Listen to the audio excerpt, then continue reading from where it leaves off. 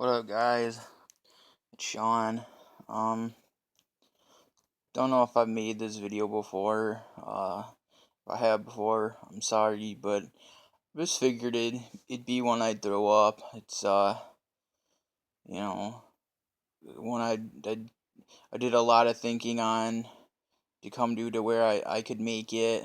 Again, sorry if I have made it. But if I haven't, this video is gonna be about, just if you look at the context of within the Bible, that there's the part in it with the whole apple part of it, the fruit of knowledge. um so with that being said, yeah, you had, God. He told them, well, here's, you can have everything within the Garden of Eden, except for the fruit of knowledge. And then the devil comes along in, the form of, you know a lizard or a snake, I guess, whichever you have it. But he comes to him and says, eat it, and they do. So I mean, with this, it's one thing, that it's like, I know that, like Christians, they don't, they obviously don't give it much thought, or they don't, they don't, you know they don't, think to the implications, of, you know how ridiculous it makes things seem. Like, you know they they try so hard to make it seem like, the devil's the bad guy, yet, God's the one who floods the world and fucking kills everybody but 8 people. But yet they're so, they're making you think, the devil's the bad guy. He kills millions of people. God does.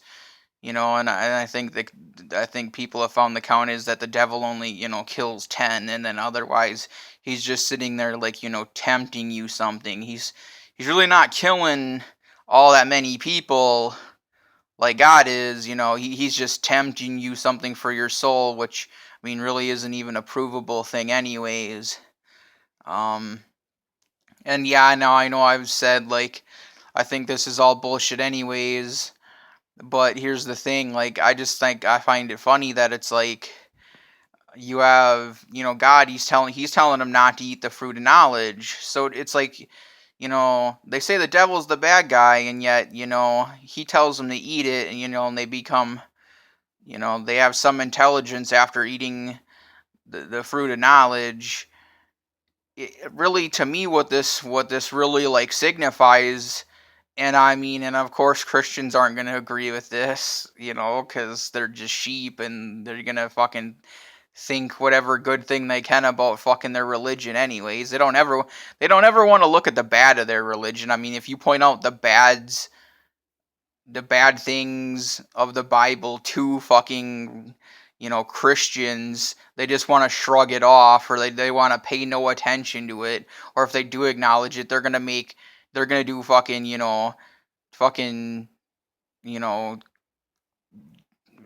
fucking gymnastics just to fucking, get away from that it might be bad. They're gonna make some fucking excuse for why that had to be. I mean, I know plenty of fucking Christians. They'll make whatever fucking excuse they can to get away from whatever bad's in that book, or they'll be like, well, how can we understand what fucking, he would do? And it's just like, well, yo, you just can't be honest and just fucking answer the question for yourself. Like, come the fuck on, you coward.